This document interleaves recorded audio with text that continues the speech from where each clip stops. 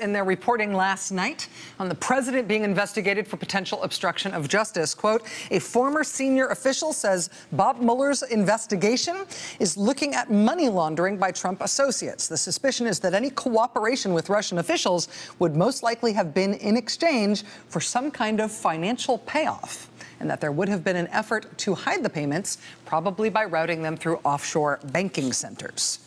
Now, the sourcing there at the New York Times is one former senior official. Sourcing from one official is usually nothing to bank on, pun not intended. But if the New York Times is right about that reporting, that money laundering is a new focus for the special counsel, well, that would make sense in light of something else that we have just learned from new reporting in Wired magazine, of all places. Wired is reporting that an experienced Justice Department trial attorney named Lisa Page is the latest hire for Bob Mueller's special counsel investigation. Lisa Page's specialty, well, Wired describes her as having, quote, deep experience with money laundering and organized crime cases, including investigations where she has partnered with an FBI task force in Budapest, Hungary, that focuses on Eastern European organized crime. That Budapest task force helped put together the still unfolding money laundering case against Ukrainian oligarch Dmitry Firtash, who's a one-time business partner of Trump campaign chairman Paul Manafort. The Justice Department has been working on that Dmitry Firtash character for a very long time. They have been trying for years to get him extradited from Europe. If special counsel Robert Mueller has now brought on an experienced prosecutor from the Dmitry Firtash case, then one thing you can be sure of is that money is definitely a major part of the trail they are following here. And that gets us to tonight's scoop in the Washington Post. Special counsel investigating Jared Kushner's business dealings.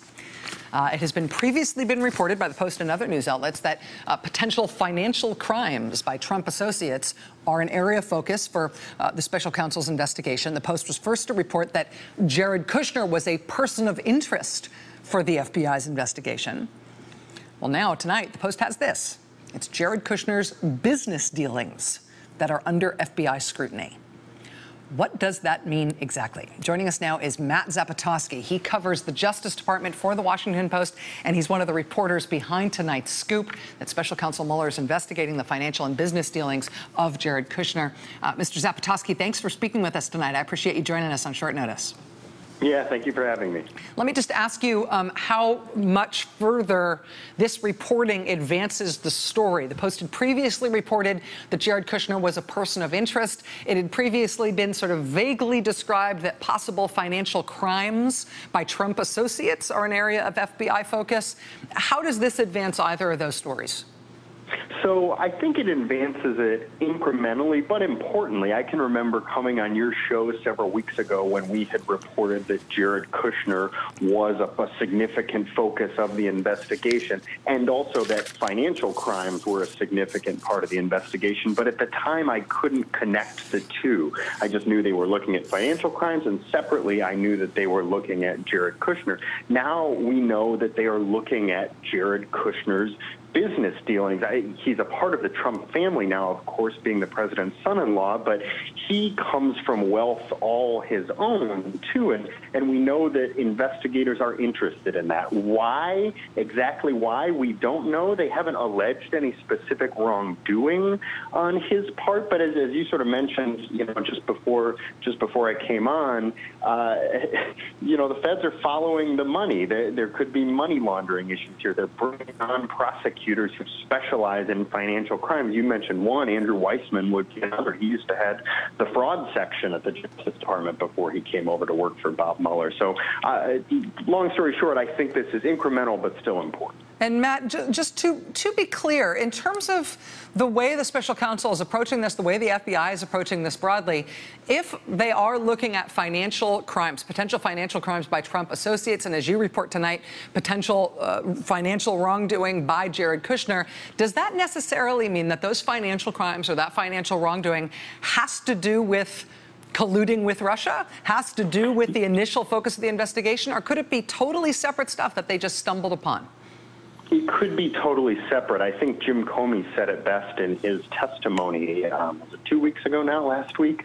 He said when you do an investigation like this, a complex investigation that looks at hard targets and wealthy business people, you turn up a lot of stones, and you're going to find things under those stones that you just have to follow through on. So certainly you can see areas where it would have to do directly with collusion with Russia or some kind of Russian dealing. I mean, we know that Jared Kushner met with a Russian banker after the campaign was over in December, and we know that the FBI is interested in that. But it also could be something totally separate, some other malfeasance in his businesses that we just don't know about yet.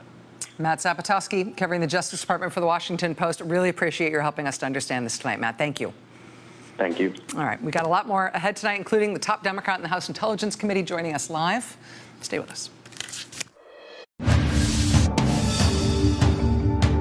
Russia Attorney General Jeff Sessions in Russia, former campaign co-chair Sam Clovis in Russia, and of course the president himself, his own actions lately and his own state of mind. There's breaking news as well on what people think of it all. There's new polling from the Washington Post and ABC News showing 58% approval for special counsel Robert Mueller's investigation. And on the question of whether they believe or suspect President Trump committed a crime, more people by a slim margin, 49 to 44%, say yes. We'll have more on all of that. Evan Perez on the Kushner story shortly. And right now, CNN's Manu Raju on Carter Page's closed-door congressional testimony today about campaign contact with Russia. And it puts new scrutiny on what the man who's now the highest-ranking law enforcement official in the land, Jeff Sessions, told Congress under oath about campaign contact with Russia. So, Manu, let's begin with you. What did Carter Page say in his testimony today?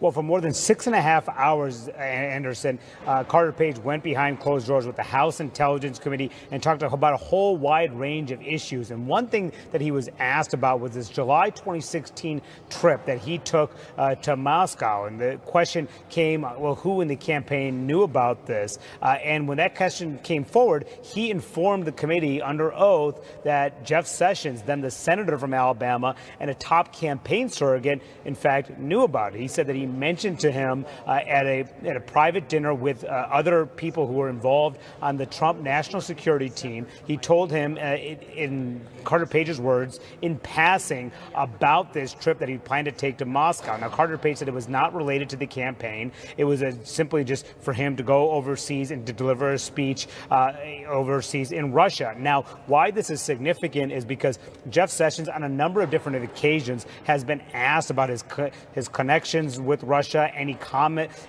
contacts he had with Russia, whether he was aware of anyone who was involved in working with Russia during the campaign, a whole slew of questions during testimony on Capitol Hill. And every single time he either said he did not recall or he said, no, it didn't happen. He was even asked at a June hearing before the Senate Intelligence Committee by Joe Manchin directly about Carter Page and whether he was aware of whether or not Carter Page actually had met with Russian officials. He said he did not know. So questions about whether or not Sessions should have disclosed this meeting, even if it were just in passing, Anderson. What's the Justice Department saying about it?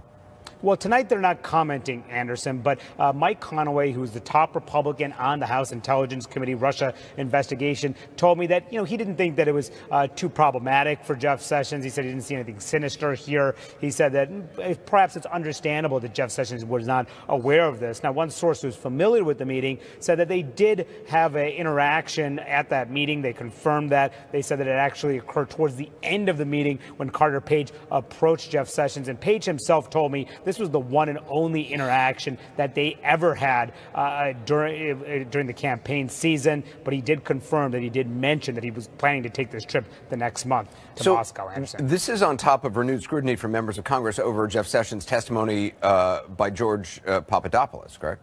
Yeah, that's right, because in those court papers that were unsealed earlier this week, George Papadopoulos had actually proposed a meeting in March of 2016, a meeting between President Vladimir Putin and then candidate Donald Trump. Now, at that meeting where Papadopoulos made this suggestion, Jeff Sessions was in attendance. And now we are told by a source who was in the room that Sessions actually rejected this call for a meeting between Putin and Trump, saying we should not go there. Now, again, Anderson, that raised a number of lawmakers who I talked to today said, well, why didn't Sessions disclose this during his testimony when he was asked over and over again about Russian contacts, and even a Republican, two Republicans, senior Republicans, Chuck Grassley of Iowa, who chairs the Senate Judiciary Committee, John Cornyn, who's the number 2 Republican in the overall Senate, both said that, they wanted to learn more about this, and Grassley said he was looking into it, and Cornyn said it was a worthy area to explore, but Democrats are going much more aggressively after this and saying, why did Sessions may have to amend his testimony if he does not clarify exactly what happened soon, Anderson. Monterraju, appreciate that. Now, before we go on, I just want to play an important piece of tape in the context of Manu's reporting. It's from the confirmation hearing for Attorney General Sessions' hearing, and a question from Senator Al Franken. You don't believe that surrogates from the Trump campaign had communications with the Russians. Is that what you're saying? I did not, and I'm not aware of anyone else that did. And I don't believe it happened. But and you don't believe it now? I don't believe it happened. So let's bring in our panel, our legal analyst, Michael Zeldin, a former federal prosecutor and former Justice Department Special Assistant to Robert Mueller, CNN political analyst Carl Bernstein with us, as well as CNN chief political analyst Gloria Borger. Michael, let's start with you. Just how big a deal is, if what Carter Page said is true, that he told Jeff Sessions this, whether it was in passing or not, how big a deal is it that Jeff Sessions, in front of 3 different committees, seemed to, not recall this or much about Russia, frankly? This is pretty problematic for Sessions. In the earlier back and forth with Franken, when he was asking him about the contacts with Russia, it was a bad question. It wasn't really a well-formed question, and the answer to it couldn't stand up to scrutiny as a false statement or a perjurious statement. Here, he's asked a pretty specific question. Do you believe there were any surrogates that met with Russians? And the answer was pretty much, I didn't. I don't know of anyone that did. That's a pretty direct question and answer on which I think a false statement claim could arise, but more importantly, he'll get called back to Congress and have to figure out what his answer is to how come he can't remember these key things, but he can remember anything else that impugns his integrity. Carl, he is 70 years old. I suppose that could be part of the reason he will say, there was a lot going on, and this was just a minor mention from a guy, Carter Page, who I didn't really know at all. Takes place in a larger context of serial lying by Jeff Sessions, the Attorney General of the United States, by the President of the United States, by the children of the President of the United States, by his campaign manager, by his associates in his business enterprises. What the special prosecutor is now doing, he's doing 2 things. Follow the money, follow the lies. And there's an intersection of the two. And so we're coming to a kind of precipice in this investigation, both in terms of public hearings that we're seeing on the Hill, but especially in the legal terms that there's the investigation that the special prosecutor is developing. We only see this much of it, but what we see now is deadly serious. We're at a kind of precipice, and we're going to find out where we go in the coming weeks and months. Yeah, Michael, I keep coming back to the point Carl made, is that what we see is a tiny fraction of what Mueller has access to, what Mueller has already and his team have already seen. Right, and in fact, in one of the court pleadings, he said that. He said in the Papadopoulos plea, he said, this is a small part of a larger matter, and what we're presenting to court today is only a portion of what information has been provided for us, enough for the court to take the plea, enough facts that the court can say, I find you guilty, but not enough to reveal all of what Mueller is doing. And to Carl's point, the indictment and the plea, the Manafort has followed the money, and it's not necessarily money that's actually connected to the collusion investigation, but it's their business operations generally. And then nobody's too small to be indicted for lying to a federal agent. Yeah. And so both ends, you've got the big and the small, and then I guess, of course, everybody in the middle. Gloria, the idea that Carter Page wasn't going to Russia in an official campaign capacity, A, does that distinction really matter here? And B, does it defy credibility? Clearly the Russians had interest in him because all of a sudden he had been named as a foreign, out of manna from heaven for him as a foreign policy advisor for President Trump, though he'd never met President Trump, and according to what he had said publicly in interviews, never actually did meet President Trump. Well, if you look at these pieces as part of a larger mosaic here, putting the Jeff Sessions stuff aside, you have George Papadopoulos, you have Carter Page. They're both volunteers, but they're in-name advisors on a foreign policy advisory board to Donald Trump. And they get to sit in on these meetings, and they get to go to policy meetings. And if you're trying to kind of infiltrate a campaign, you work from the bottom up. And, you know, whether Carter Page was aware or whether Papadopoulos was aware, that's up to the special counsel and all the rest. But, you know, you can look at this picture and you could see, okay, there he is at the table with Donald Trump. He's suggesting, Papadopoulos is suggesting, hey, how about a meeting with Putin, which Sessions shoots down. Trump is kind of non-committal. And you get to see the larger picture here. I can't speak to whether Jeff Sessions, you know, he shook Carter Page's hand after a dinner meeting, whether he remembers or didn't remember. That's an issue between the Congress right now and Jeff Sessions to work out, and he might have to amend his testimony. But I do think there's another big story. The bigger story here is exactly what the Russians were doing in trying to infiltrate this campaign that I'm sure the special counsel is looking at and investigating. Carl? This serial lying by all of these people is about Russia, is about what's happening in terms of an investigation into the undermining of the American election by a foreign power. That's what the serial lying is about. It's about a cover-up that is attempting to keep us from learning what these people did and what they knew in regard to this election, to their finances, and to what happened, generally speaking, during the campaign in terms of getting information about Hillary Clinton, about the Democrats from the Russians. It all comes together under one umbrella. And the question is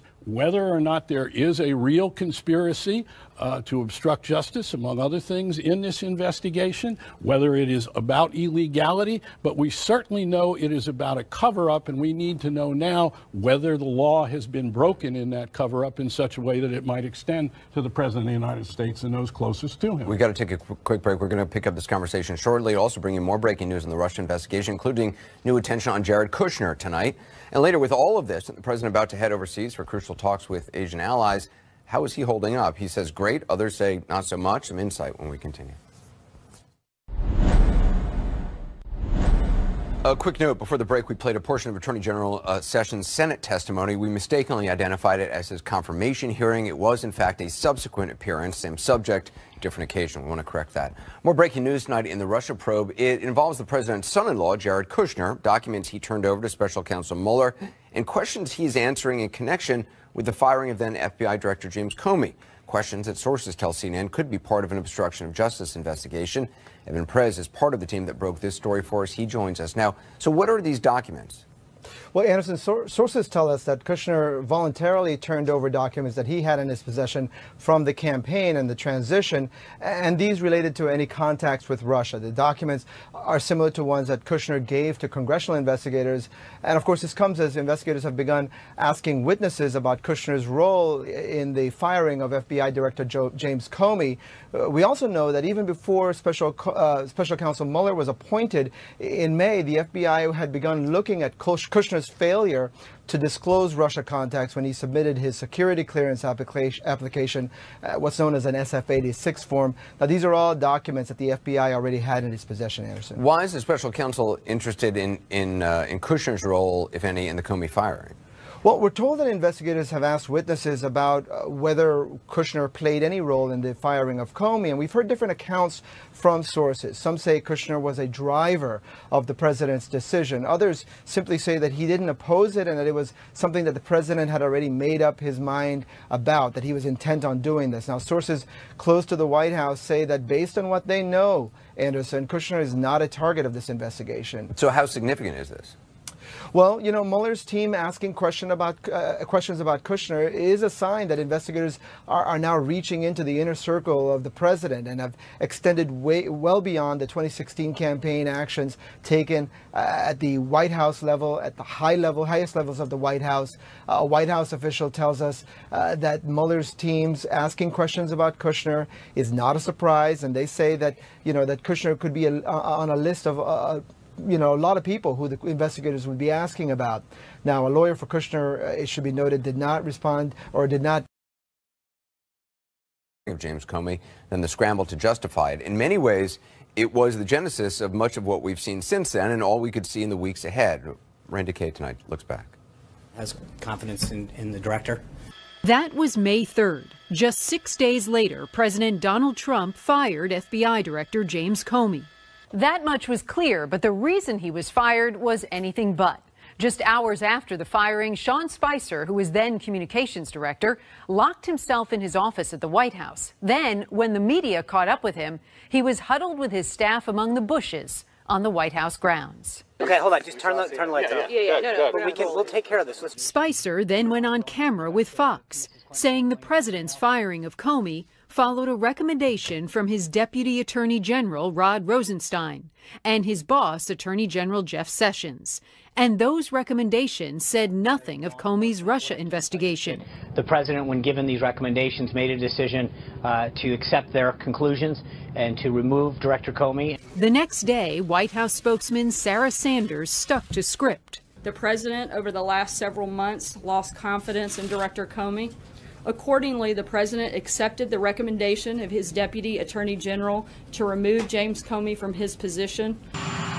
But the very next day, a completely different story from the president himself, boldly telling NBC he'd made the decision to fire Comey on his own. And the reason was the Russia investigation. What I did is I was going to fire Comey. My decision. It was not. You had made the decision before they came in. I was going to fire Comey. When I decided to just do it, I said to myself, I said, this Russia thing with Trump and Russia is a made-up story. Sanders was left to clean up the inconsistencies. I went off of the information that I had when I answered your question. Another voice adding to the confusion and contradictions, Vice President Mike Pence, saying the firing was not related to the Russia investigation. Let me be clear with you. That was not what this is about. Then, perhaps the strangest twist of the entire saga came a day after Comey's firing, in the Oval Office of all places, with a Russian. It was there President Trump told Russian Ambassador Sergei Kislyak he thought Comey was a, quote, nut job, and firing him had relieved great pressure. Randy Kay, CNN, New York. So with that as a backdrop, we're back with the panel. First of all, Michael, how significant is it that the special counsel is asking about Kushner's involvement in the firing of Comey? And then also just big picture, we were talking during the break, and if you could just kind of give an overview of how you see this, the kind of various tracks of this as both Russia investigation, also financial. Sure. So I don't think that asking Kushner about his role in the firing of Comey necessarily does anything to advance the obstruction of justice claim. The obstruction of justice claim is really on the president and what he did to interfere with the investigation. I think it's on the margins relevant to that, and we'll see whether or not Mueller thinks that the firing of Comey, the asking of his national security team to get out in front of the media on this story, to ask Comey to stand down the investigation, whether he asked Flynn's investigation to be stood down, all that stuff Mueller has to sort out, and then you have to deal with the constitutional question of whether,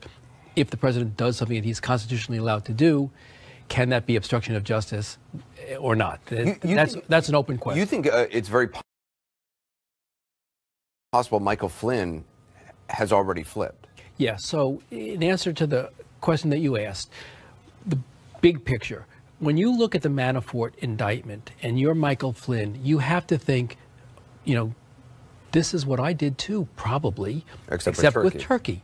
And I have a son who's in part of my group too, and I see too that under the sentencing guidelines, Papadopoulos cooperates. He takes his sentence down from a possible 3 to 5 years to 0 to 6 months. If Manafort were to fully cooperate, which I don't think he's capable of doing at this point, he would take his 11 or 12-year sentence down to about 4 or 5 years. So there's powerful incentive to cooperate. And I think that that's probably what's at play here. I'd be surprised if Flynn isn't cooperating. Which would be huge because, Flynn had a pretty close relationship with candidate Trump throughout the campaign. Yeah, exactly. Just as Manafort did for a little bit of time, Gates did for a longer time. So if you're Mueller and you're looking at who is my possible witness if there's a collusion case to be made, Gates is the far more credible and important player because he stayed on after Manafort left. He went all the way through the transition with Trump. So he's got a lot more information and he's a more credible witness. And so the strands that you asked about earlier is, I think there's a whole financial group of investigations that Mueller is conducting. Manafort was the first of them. Flynn will be the second of them. Kushner and his properties, and maybe the EB-5 visa program for his properties in New Jersey, maybe his reach out to the Chinese and the Russians for financing of his property in New York City. Right, 666 Fifth Avenue. 666. I think those are all independent financial investigations. They may have, to Carl's point, they may have some road back to Rome, which is collusion, but I think they stand as financial crimes investigations. And then you've got the sort of Papadopoulos, Carter Page, Roger Stone, all of those people and their interactions with the Russians and whether or not that was designed to get Hillary Clinton's emails in an October surprise sort of way, late in the campaign, in order to damage her at a time where she couldn't respond to it in time. And then would the third string of this be the obstruction of justice stuff? And then, exactly, the third string would be the obstruction of justice. Carl, do you agree with that sort of? Yeah, and also, look, some of the lawyers involved who know some things say that indeed Flynn is cooperating. They don't call it flip, but they say he has been cooperating with the investigators. But more, what we see with Kushner is a focus of Mueller's investigation in all these areas that we're talking about. Remember that Kushner was running around the world during the transition and during parts of the campaign looking for money, foreign money, Russian money, money where he could find it, to try and get himself out of a bad financial position. Mueller's looking at all of this. He's trying to put all of, and I'm not saying that this information comes from people in the Mueller investigation, but reporters know a good bit at this point from piecing from various sources together what the broad outlines of what Mueller is looking at. And it is all three of these areas, and he's very far along in terms of what we saw this week, and yet we only know this much. Right, and the thing to add to that is Don Jr. gives a speech back in like 2008 where he is asked about the financing of their properties, the Trump empire properties. And he said, essentially, we don't get money from U.S. banks, we get them from rich Russians. Right. And so they have a financial relationship with the Russians that go back a long way, notwithstanding what the president's statements about that are. And I think that also informs Mueller's investigation. Also, they're ethno-Russians, too. They're not just people in Russia. I think it's important to point that out. Gloria, do we know how involved Jared Kushner actually was in the Comey firing? Well, that is a question that I've been doing an awful lot of reporting on. And I have sources on both sides of this. I have some very good sources who say that he was a driver of the Comey firing. Don't forget that he was in Bedminster the weekend that the president made up his mind, as was advisor Steve Miller, who wrote a memo, and that he believed that it would be a politically good thing to do, and that the Democrats would jump on board, which of course they didn't. Then I have other sources who say that, in fact, he was not a driver of this at all. You heard Donald Trump say this was my decision, and that, in fact, he did not oppose it, that Jared Kushner did not oppose it, that he went along with it, and that perhaps he did that because he wanted to please the boss, who was also his father-in-law. So it is a question, I think, that the special counsel is going to try and get to the bottom of, because Jared's name comes up in a whole bunch of places. He was on Air Force One when they had to come up with that statement about what occurred at the Trump Tower meeting that they had to revise a few times. He had all of these repeated meetings with Russians to establish a back channel to Russia during the campaign. He had the SF-86 form, which had to be filed repeatedly. So I think they have a lot of questions they want to ask Jared. Sources in the White House say they are convinced he is not a target of this investigation, but he is a witness. I think it all remains to be seen. I want to play a clip, though. We just got it in. It's President Trump speaking to a Washington, D.C. radio station. He was asked about investigating leaks and investigating Hillary Clinton. Listen to what he said. The saddest thing is that because I'm the President of the United States, I am not supposed to be involved with the Justice Department. I'm not supposed to be involved with the FBI. I'm not supposed to be doing the kind of things that I would love to be doing. And I'm very frustrated by it. It's interesting, Carl, to hear the President of the United States sort of bemoaning the fact that he can't be involved in these, investigations. Because they're investigations of him, his family, and the people around him. It's a ridiculous statement on its face. But I want to say one thing about this idea of a target of the investigation. Usually you don't become a target of an investigation and get a so-called target letter from the federal government until you are about to be indicted. Right now, it is no secret that Jared Kushner is the focus of many inquiries by both the intelligence community and by the FBI. We know that, and presumably Mueller is the coordinator of all that incoming information about Jared Kushner. And all of these areas come together often on his portfolio, as it were, which is so broad that it extends to politics, family, money, all over the board, and that's why he is. Can I add one point to that? The other area I think that Kushner is being inquired of is the Cambridge Analytica data operation, which he had talked about, the data operation. That's right. And how does that marry up with the social media Russia troll campaign? Because they seem to have some similarities with respect to their ability to target key voters in states that you wouldn't have thought that they would go to. They had information.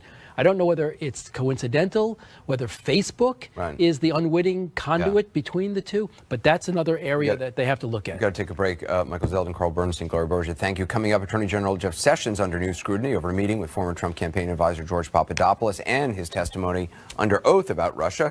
The question is, does Sessions have some explaining to do to the Senate Judiciary Committee? We'll hear what a member of that committee has to say when I talk to him next.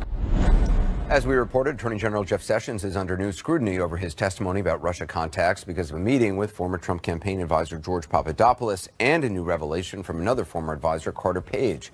Just before airtime, I spoke with Senator Richard Blumenthal, who's a member of the Senate Judiciary Committee. So, Senator, if Carter Page is telling the truth, and he did inform Attorney General Jeff Sessions about his trip to Russia, I mean, that certainly seems to raise at least a lot of new questions.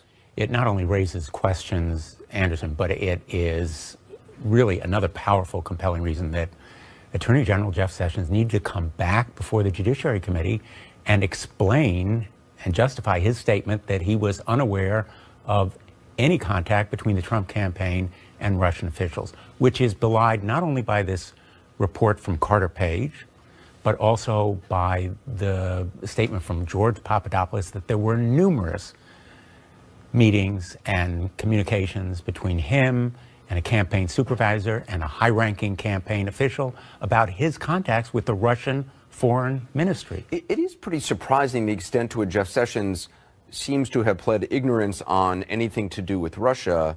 I mean, I would have thought that somebody at his level would have people in the room, would have assistants who might take notes about what happened in any given meeting, particularly, while they're on the campaign. And particularly incredible because of the intimacy of the Trump team. It was a small team. These advisors were seated around that table with the then presidential candidate and Attorney General Sessions in a very small group. So the absence of any notes certainly raises questions, along with his lack of recollection. Carter Page has always said that his trip to Russia was unconnected with his role in the campaign. First of all, there's questions about what his role, if any, really was in the campaign, though Donald Trump had named him as an advisor. But Carter Page said he never actually met Donald Trump, even though he had told Russians that he had. Does it make a difference if his trip really was unconnected to the campaign? Although, I mean, the caveat is, I find it hard to believe he would have been invited to speak if he didn't have this official role with the campaign. And that's exactly right. The pattern here is the same as it was with George Papadopoulos. The Russians became aware of their status as foreign policy advisors and therefore reached out to them and engaged them, a very familiar tactic of the Russian Foreign Ministry and intelligence services, and sought to provide George Papadopoulos with dirt on Hillary Clinton and emails, much as they offered to do later with Jared Kushner and Donald Trump Jr. and Paul Manafort. So there's a pattern here. And the special counsel is working his way up the ladder of criminal liability. And we can see more surprises. We can expect them. And they are likely to include potential charges and also convictions. Against Sessions or just in general? In general, not speaking about Sessions in particular, but there is a moment coming when Jeff Sessions will, I hope, be forced to explain these apparent contradictions. His saying he was unaware of contacts between the Trump campaign and Russian officials, which is contradicted by Carter Page and George Papadopoulos. I also want to ask you about this reporting that the special counsel is looking into what role Jared Kushner may have played in the firing of Jim Comey. Is that something that would be of interest to your committee? Very much of interest to our committee because we're very interested in the obstruction of justice, which is within our responsibility. We have oversight purview when it comes to the Department of Justice and the FBI. The firing of Jim Comey is very much of interest to us and Jared Kushner's possible involvement in it. I have said for some time that Jared Kushner should be subpoenaed. Donald Trump Jr. should be subpoenaed. So should Paul Manafort. Now he will probably claim his Fifth Amendment privilege, but anybody involved in that June 9th meeting should be subpoenaed, and anybody involved in the potential of obstruction of justice in firing Jim Comey. Would you like to see Donald Trump Jr. Testifying in a public hearing? In a public hearing, under oath. All of them should. Senator, appreciate your time. Thank you. Thank you. Coming up, the president's nominee for chief scientist at the Department of Agriculture withdraws from consideration for that job. Had nothing to do with the fact that he wasn't actually a scientist. Sources saying it's because of the Russia investigation. Also ahead, House Republicans unveiled their tax reform plan today, a plan they are pitching as a middle-class tax cut, and the president is calling a great Christmas present. The two big questions, what is in it and will it pass, is next. Now to what the president says will be one of the great Christmas presents. House Republicans revealed their new tax bill today. They say its whole purpose is a middle-class tax cut. It also lowers the corporate tax rate and does away with some deductions. Our Phil Mattingly joins us now with the details of the plan. So what does the new plan look like, particularly for middle-class Americans? Look, Anderson, the answer to whether or not this will be good or bad for middle-class Americans could very well make or break the future of this plan. And when you talk to Republican leaders, they're unequivocal. Anderson, take a listen to what Speaker Paul Ryan told me in an interview earlier today. Can you guarantee that all middle-class taxpayers will see a tax cut? I know what your model is. That's the entire purpose of this. This tax bill gives average family of four about a $1,200 tax cut. I think that's going to be helping people who are living paycheck to paycheck. So absolutely, I think this is a game changer for our economy. But the reality is it's a little bit more complicated. There's no question about it. There are reductions on the rate side of things. There are things like the boost in the child tax credit that will help families, the nearly double of the standard deduction. Those are positive things. But there's also the reality that in this plan, there's about $300 billion in reductions on the individual side and about $1 trillion of reductions on the corporate side. That latter point matters a lot. The reason why they're doing that is the Republican belief and their stated position that the help on the corporate side will help boost incomes for individuals, help boost wages. That will be crucial. Their ability to sell that idea, that not just tax cuts on the individual side as you lose significant deductions across the board on things like student loan debt, on things like mortgage interest rate deduction, scaling that back a little bit, that the boost from the economy on the corporate side will help things out. If that doesn't sell, they could have problems. If it does, it could be in a good place, Anderson. Most Republicans didn't get a look at the plan until today when everyone else got to see it. How are they reacting? Well, look, they are enthusiastic that they finally have a plan. They're enthusiastic that this is an opportunity to actually do something they haven't done at all this year, and that is accomplish a major legislative goal. But I mentioned the removal of popular deductions, issues like the mortgage interest rate deduction, issues like state and local tax deduction. They are capping the property tax deduction at $10,000. They're removing the income tax deduction altogether. Those are hairy issues. Those are issues that Republicans, particularly Northeastern Republicans from high tax states, have already stated unequivocally they will be against the bill if they don't see changes. The big question right now, Anderson, is what will win out? The political imperative here to move forward, to do something, anything legislatively, or the fact that these details, these in-the-weeds provisions, could make or break people's political and potentially policy futures. I mean, the Republicans behind the plan, they obviously want to move very quickly on this. Yeah, look, they're not, hyperspeed was the way one person described it to me. And look, they're staring at reality here. There's a reason this hasn't been done in 31 years. There's a reason major overhauls of the U.S. tax code are so complicated. And that's because you have interest groups, you have people that care about these deductions, these things you have to get rid of in order to pay for these very large rate cuts. So, because of that fact, Anderson, they will be moving this bill through committee next week. It'll be on the House floor the week after that. The Senate will start their process as well. They want this done in the House and Senate by Thanksgiving. They want it on the president's desk by Christmas. Can they actually pull that off? That is a very, very aggressive schedule, but at least according to the Speaker, the answer is yes. All right, Phil Maddow. Phil, thanks. Up next, as all the Russia investigation news breaks this week, sources tell CNN the president is agonizing over the developments, isolating the White House, but the president insists the New York Times that he's not angry. We'll speak to the man who authored The Art of the Deal, Tony Schwartz, about how the president deals with this kind of pressure. Jim Acosta has some new breaking news in the Russia investigation. Jim, what are you learning? That's right, Anderson. This goes back to that conversation we've been reporting on over the last couple of days about the former foreign policy advisor, George Papadopoulos, raising this idea, this prospect of a meeting between then candidate Trump and Russian President Putin. This was at that National Security Advisory Board meeting back in March of 2016. We had heard only from sources about this conversation up until now, but we can report now, Anderson, that one of the attendees in the room, a former national security official, J.D. Gordon. If you're looking at this picture right now on screen, Anderson, obviously there's George Papadopoulos in the middle.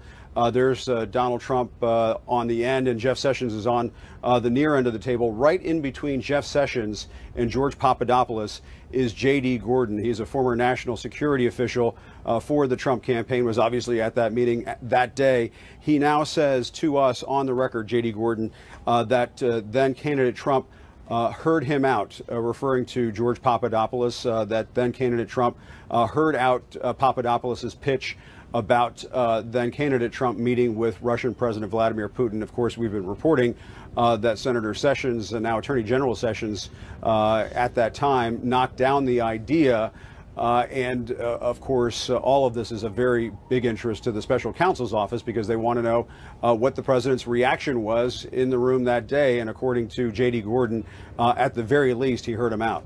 All right, Jim, appreciate that breaking news. As more people in President Trump's inner circle are under scrutiny in the Russian investigation, we're also learning more about how President Trump himself is reacting. Sources told CNN yesterday the president was fuming, agonizing over the news of special counsel Mueller's indictments, are isolated at times on the third floor of the White House earlier in the week. But then the president spoke to the New York Times' Maggie Haberman on the phone and said he isn't personally under investigation and that he was not angry at anybody.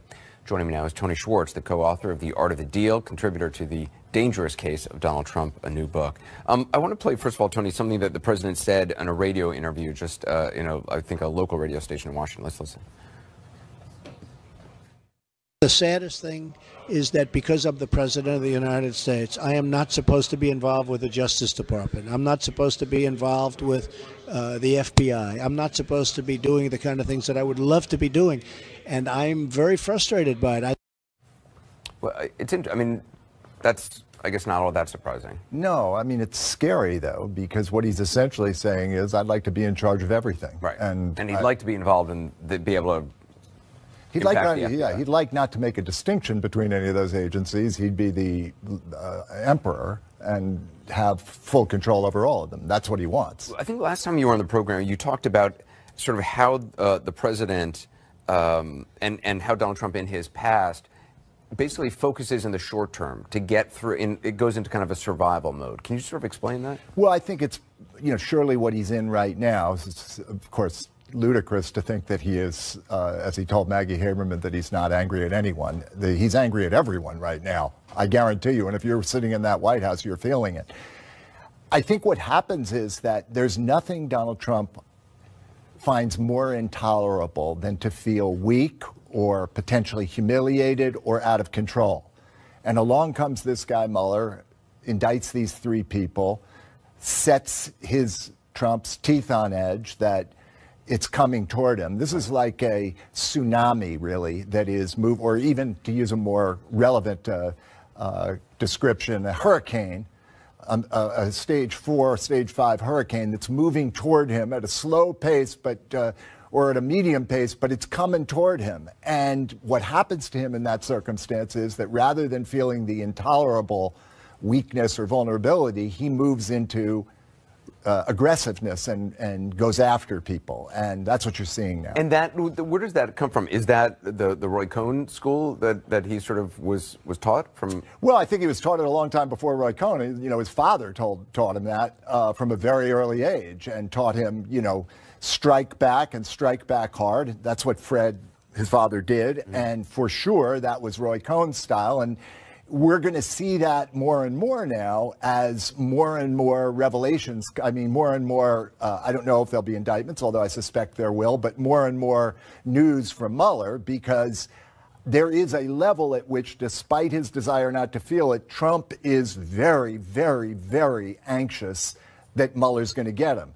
And I've said before, and I'll say it again, that I believe he will. Interestingly, I don't necessarily know that Mueller will get Trump for Russia. I think he's going to get a ton of people around him. I don't know that he'll get Trump. But what he's got is 40 years of Trump's actions in the marketplace. And that's a lot for him to be looking into. In terms of past legal action that as a civilian, Donald Trump was involved in, I'm wondering if his strategy in those past legal actions can sort of be an indicator of how he deals with an ongoing investigation, because there was some question of, you know, that his legal team there's some debate within his supporters of how he should deal with the Mueller investigation, whether, you know, full cooperation or scorched earth. Well, talk about something that's killing him. The last thing he wants to do is accept that this investigation's continuing. He hates